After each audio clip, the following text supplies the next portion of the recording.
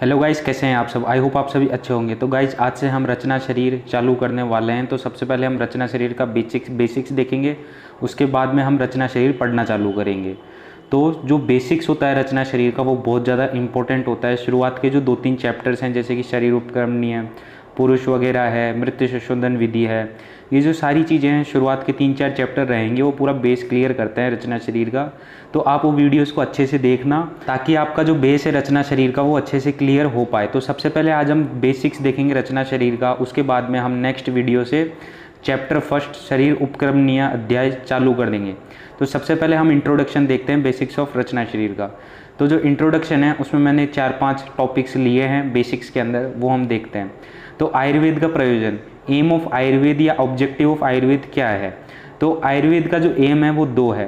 पहला तो है स्वस्थ व्यक्ति को स्वस्थ बनाए रखना, और रोगी व्यक्ति को स्वस्थ करना। ये 2 आयुर्वेद के एम हैं।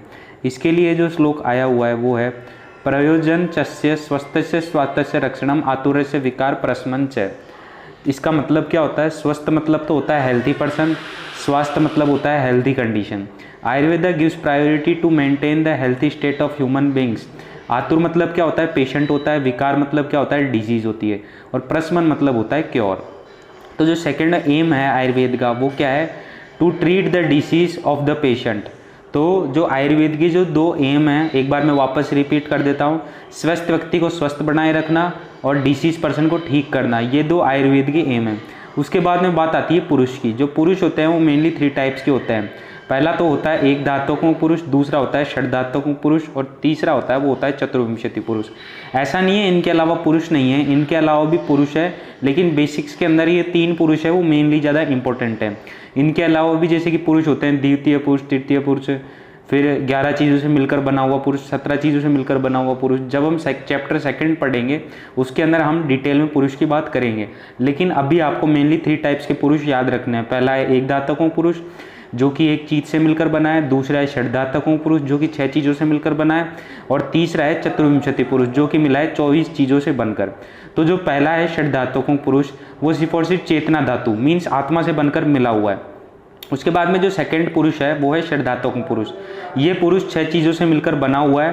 पहला तो है चेतना धातु मीन्स आत्मा, और दूसरा है पंचमहाभूत। पंचमहाभूत कौन कौन से हैं, आकाश, वायु, तेज, जल, पृथ्वी, ये 5 चीज और आत्मा। टोटल 6 चीज़ों से मिलकर षड धातुकों पुरुष बना हुआ है। और षड धातुकों पुरुष को ही हम चिकित्सा पुरुष भी बोलते हैं, और कर्म पुरुष भी षड धातुकों पुरुष को कहते हैं। ये चीज़ आप ध्यान रखना, हम चिकित्सा पुरुष और कर्म पुरुष किसको कहते हैं। उसके बाद में बात आती है चतुर्विंशति पुरुष की। तो जो चतुर्विंशति पुरुष होता है वो 24 कंपोनेंट से मिलकर बना हुआ होता है। 16 तो हो गए षोडश विकार, और 8 हो गई अष्ट प्रकृति। इसको हम राशि पुरुष भी बोलते हैं। अब आप ये ध्यान रखना कि राशि पुरुष किसको बोलते हैं और कर्म पुरुष किसको बोलते हैं। अब षोडश विकार होता है, उसके अंदर 11 तो आ गई एकादश इंद्रियां, और 5 हो गए पंचमहाभूत। 11 + 5 16 अष्ट षोडश विकार हो गया। अब जो अष्ट प्रकृति है, उसमें कौन कौन सी चीजें आती है, अव्यक्त, महान, त्रिविध अहंकार और पंच तन्मात्रा। टोटल 3 + 5 8 चीजें ये किस में आती है, अष्ट प्रकृति में। तो षोडश विकार मीन्स इन 16 चीजों से, और अष्ट प्रकृति इन 8 चीजों से। 16 + 8 24 तत्वों से मिलकर बना हुआ होता है चतुर्विंशति पुरुष, और इसी को हम राशि पुरुष बोलते हैं। और कर्म पुरुष हम षड धातुकों पुरुष, या चिकित्सा पुरुष भी हम षड धातुकों पुरुष को कहते हैं। उसके बाद में बात आती है ओरिजिन ऑफ पंचमहाभूत। तो जो ओरिजिन है पंचमहाभूत का, वो कैसे हुआ, इसके लिए हमको देखनी होती है सृष्टि उत्पत्ति। तो जो सृष्टि उत्पत्ति है वो क्या है, अव्यक्त से क्या बना, महान, महान से क्या बना, त्रिविध अहंकार। तो अव्यक्त होता है, अव्यक्त से क्या बना, महान, या उसे बोल लो महत। महान मतलब क्या होता है, इंटेलिजेंस या बुद्धि। फिर उससे महान से बना त्रिविध अहंकार मीन्स ईगो। त्रिविध अहंकार कौन कौन से हैं, सात्विक, राजसिक, तामसिक। तो जो सात्विक होता है वो कैसा होता है, प्रकाशक होता है, ग्लो करने वाला होता है, इंटेलिजेंट होता है, रिच होता है, पावरफुल होता है, स्टेबल होता है। उसके बाद में जो राजसिक होता है वो कैसा होता है, एक्टिव होता है, टर्बुलेंट होता है मीन्स उपद्रवी होता है, ज़्यादा बोलने वाला होता है, चलने वाला होता है। उसके बाद में जो तामसिक होता है वो कैसा होता है, लिथर्जिक मीन्स आलसी होता है, भारी और हैवी होता है। अब बात आती है कि सात्विक और राजसिक और तामसिक इन तीनों के अंदर जो राजसिक है वो दोनों में आ रहा है। सात्विक प्लस राजसिक से क्या बन रही है, एकादश इंद्रिया बन रही है, और राजसिक प्लस तामसिक से क्या बन रही है, पंच तन्मात्रा बन रही है, फिर पंच तन्मात्रा से बन रहा है पंच महाभूत। तो जो राजसिक है, राजसिक के बीच में क्यों आया, हम सात्विक को भी तो ले सकते थे बीच में। अब इसका जो रीजन है वो ये है, आप देख सकते हो कि जो राजसिक की जो प्रॉपर्टी है वो एक्टिव है। तो एक्टिव जो प्रॉपर्टी है राजसिक की, वो होने की वजह से जो राजसिक है वो सात्विक में भी आ रहा है और तामसिक के साथ भी आ रहा है, दोनों के साथ आ रहा है।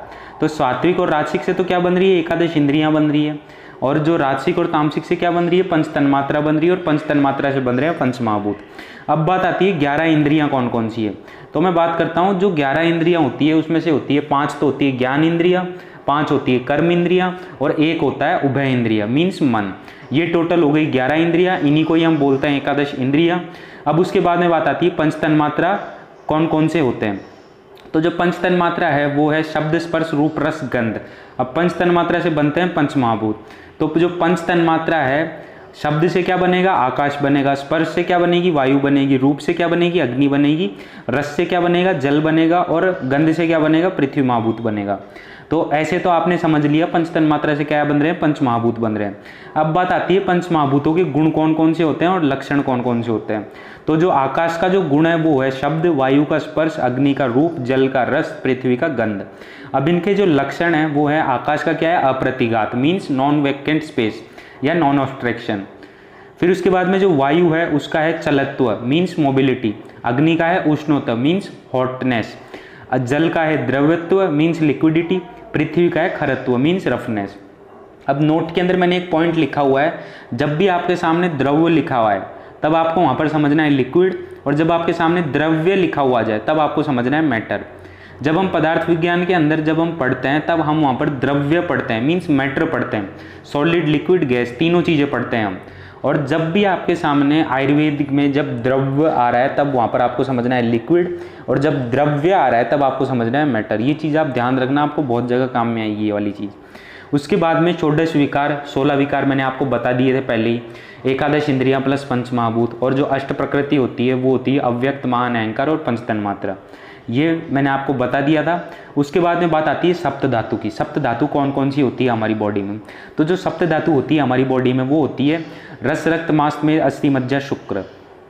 रस को तो हम मॉडर्न में बोलते हैं प्लाज्मा, रक्त को बोलते हैं ब्लड या सेल्यूलर पार्ट ऑफ ब्लड, मांस को बोलते हैं हम मस्कुलर टिश्यू, मेद को बोलते हैं फैट या एडिपोज टिश्यू, अस्थि को बोलते हैं हम बोन, मज्जा को बोलते हैं हम नर्वस टिश्यू या बोन मेरो, शुक्र को बोलते हैं हम रिप्रोडक्टिव टिश्यू। उसके बाद में बात आती है त्रिमल की। अब त्रिमल कौन कौन से हमारे होते हैं हमारी बॉडी के अंदर। जो त्रिमल होते हैं हमारी बॉडी में वो होते हैं मूत्र, पुरुष, स्वेद। मूत्र को बोलते हैं हम यूरिन, पुरुष को बोलते हैं फीकल मैटर, और स्वेद को बोलते हैं स्वेट। तो एक बार मैं अब वापस से रिपीट कर देता हूँ। जो सप्त धातु होती है हमारी बॉडी में वो 7 होती है, रस, रक्त, मांस में अस्थि, मज्जा, शुक्र।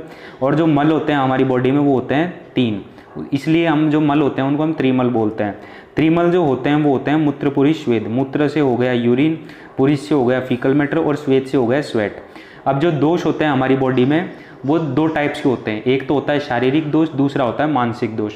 शारीरिक दोष के अंदर 3 प्रकार के दोष होते हैं, वात, पित्त, कफ। और मानसिक दोष के अंदर 2 प्रकार के दोष होते हैं। पहला है रज और तम। हमारी बॉडी के जो गुण होते हैं वो 3 टाइप्स के होते हैं, सात्विक गुण, राजसिक गुण और तामसिक गुण। ये हो गए हमारी बॉडी के 3 गुण।